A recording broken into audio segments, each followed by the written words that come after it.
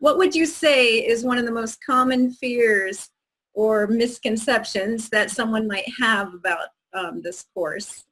Well, a lot of students and parents might think it's just over our head. You know, there's obscure authors, people from long ago, we don't know anything about them, or if we've heard their names, it's like Shakespeare. It's like, ugh, I don't know if I can do Shakespeare.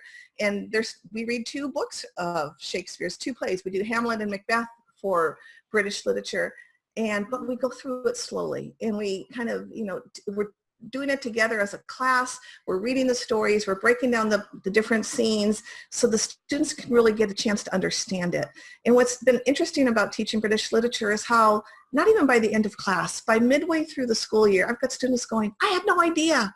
These authors are great. I mean, so we cover from early Anglo-Saxon history, and the authors that came out of that, people who wrote things like the Beowulf, and then we move through Canterbury Tales, and we get to Shakespeare, but then we get into more modern works, and we're looking at Jane Austen, and we're looking at Dickens, and I know I sound like a book nerd, but oh, it's such good stuff. And I think, I don't know if it's just because I'm so passionate about it, but the students start to feel that way too. And the fact that we can not only write about it, but maybe do different, as you know, I do creative projects in my class, and I'm getting ahead of myself here, but I asked my students to choose something that excited you about this class and do a creative project. Don't write. We do lots of writing for this class, but do something else. So I've had students create artwork.